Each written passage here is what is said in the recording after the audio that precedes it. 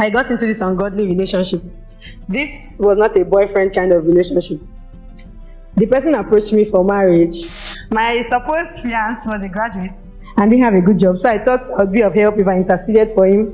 I started trying to pull down strongholds in his family. The prayer got so intense that I started getting confrontations from demonic spirits while I slept. One of the demons said, "Why are you trying to fight a battle you can't win? Stay away from him and stop these prayers." Brethren, I didn't still have sense, so I was praying for him, and when I closed my eyes, I would see a female demonic spirit come to warn me to leave him alone, but I would still refuse. Then I got the impression then that she was like a spiritual wife, sort of all these things, but I didn't still bother. It got to a point that whenever I slept in the night, she would come and press me and almost strangle me to death in my sleep.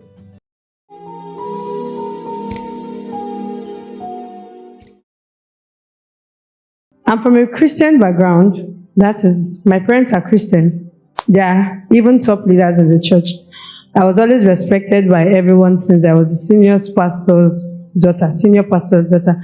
But they didn't just know I was struggling with depression and loneliness.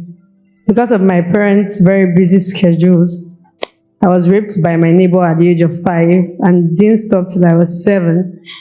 At first, I detested the act, but with time, I just went on with the flow because most times, my parents were not always around to talk to me. I sleep before they are back. My mom stopped the trade she was doing when I was 7 after she discovered that there were some anomalies in my body, and she caught me with her neighbor's son by the corridor of our boys' quarter, committing immorality. We had to move out of the house because of this, and I was angry because I was caught. By the time we moved to our next apartment, after a few weeks, I was introduced to a lot of things. I had more smaller boys to practice immorality with, and the devil made sure I utilized the opportunity well. I also had a female friend I began to practice lesbianism with, and saw no issue with bisexuality, even at the age of 8. I continued like this till I was 16, when I gained admission in the University of Uyo. I had plans to get an apartment, get a lesbian partner, stay with her during my 5-year period in the school, graduate and possibly get married to a man, but still have her as my best friend, and to do the underground business.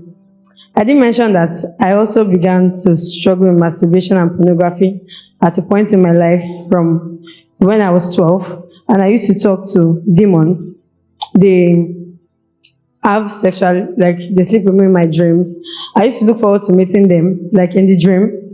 I negotiate terms with them, even when I'm awake, during the day. During my exam period, my secondary school exam period, I masturbate when I don't have exams. But when I do, I'll just say, I beg, let's just rest for today so I can concentrate, so I won't fail my exams. Then tomorrow, when I'm free, I would comply. During the times I say this, not one lustful thought will come. But once it's after the exam period, I can masturbate for more than 7 times in a day. In summary, I was hooked by the devil, and he had many ropes to pull. I felt like a small witch with powers to curse, and it happens. Once I just say it, it just happens. Whatever I uttered from my mouth manifested within days, but I mostly used to utter curses out of my mouth. This is just a background story to what I'm about to share.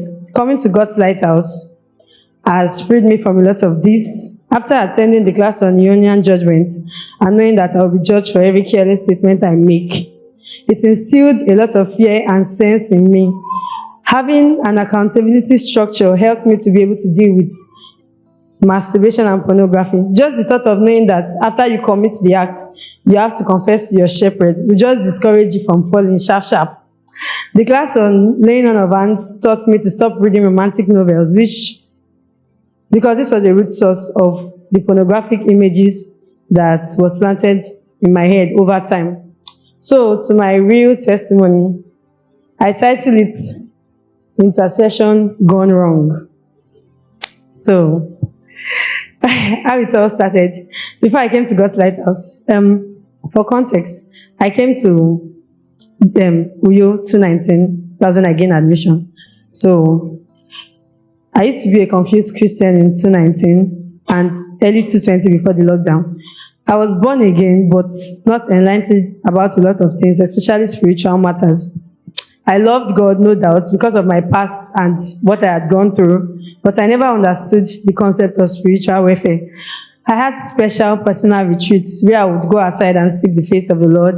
Most times I skipped my year one lectures to go aside. God was still coming through for me because even in my ignorance, He still helped me pass my courses. Fast forward to the lockdown by March 2020, if I'm not mistaken.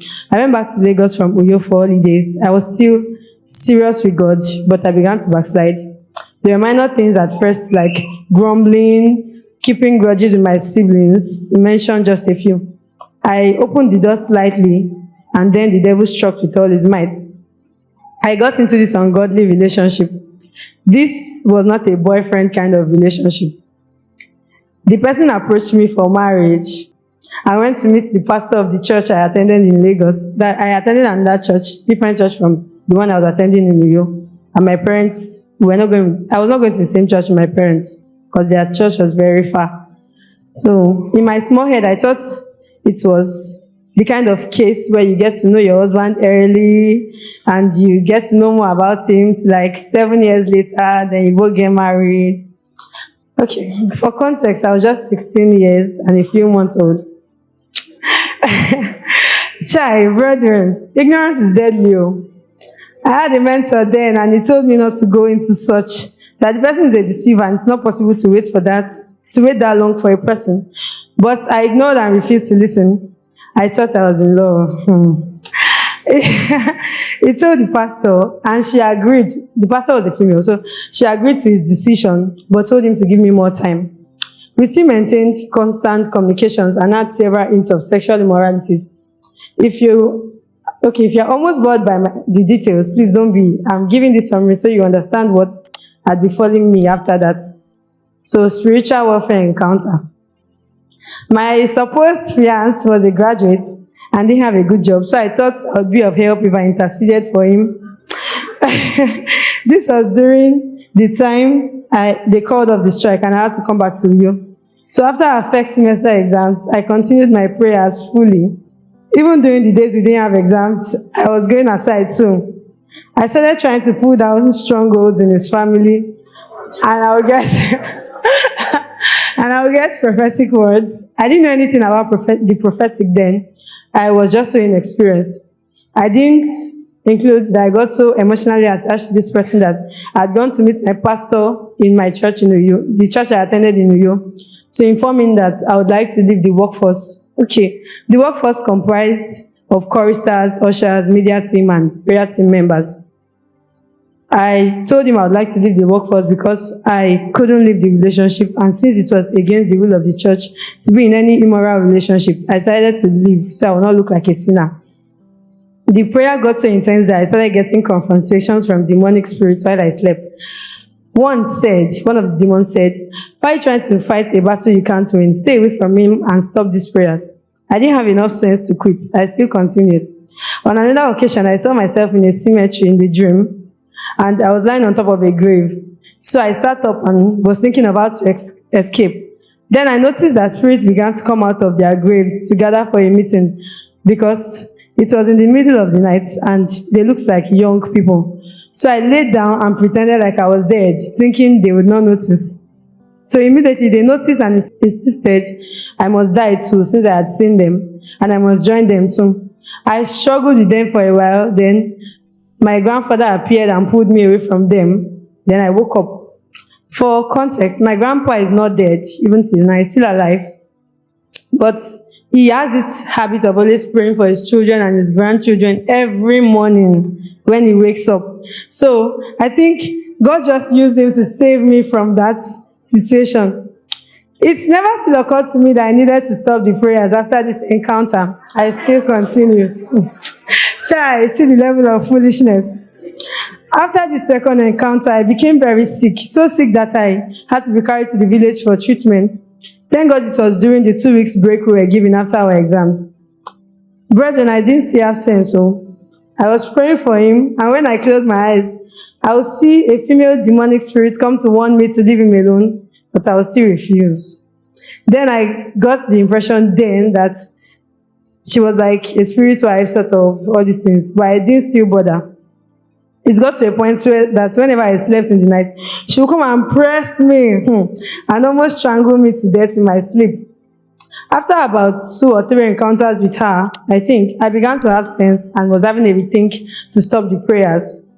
Don't forget I said I was sick and I wasn't responding to treatment, and I felt like I would die because of my small prophetic gifting. I would see a lot of things. I would see a demonic spirit of death moving around the house. My grandma got so sick too and was almost dying during this period.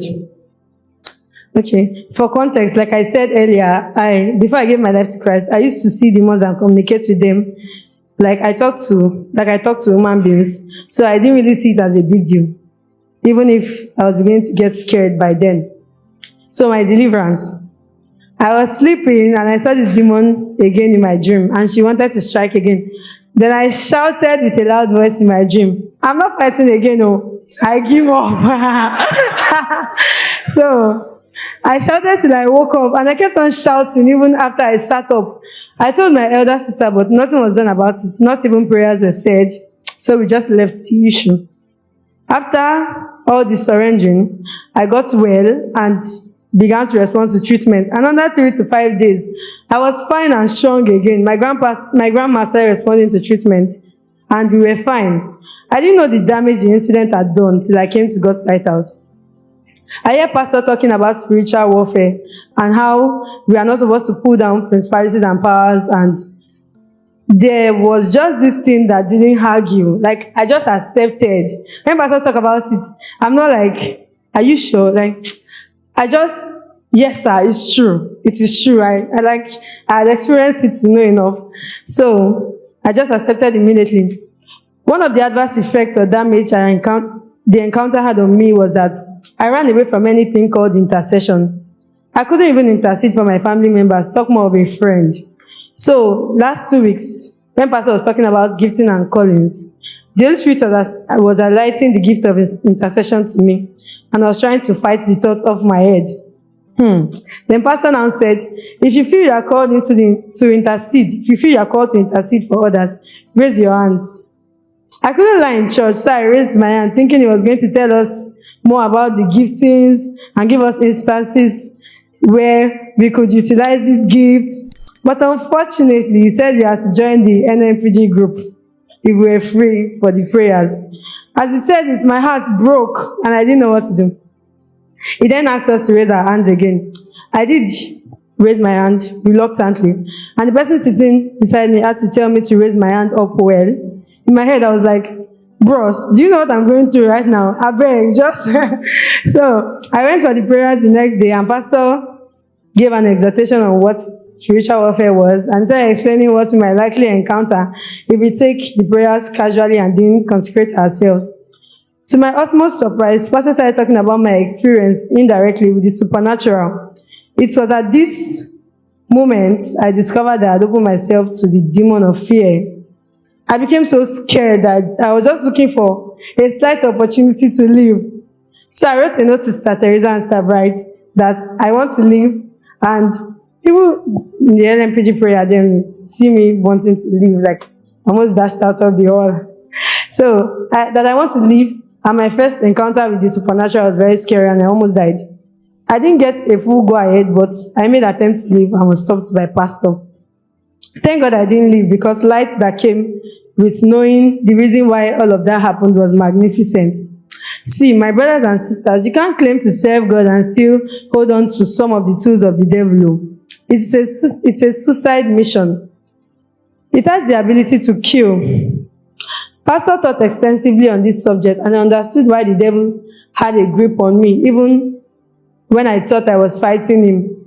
Well, I still ran away. I didn't go for the NMPG prayers again till the praise time, and I have some regrets. I remember my shepherd telling me that I should have stayed because I'm now a little bit of an experienced soldier, but there was nothing I could do. I couldn't miss one day and pretend like I was busy and then attend another day. I didn't want to be flogged.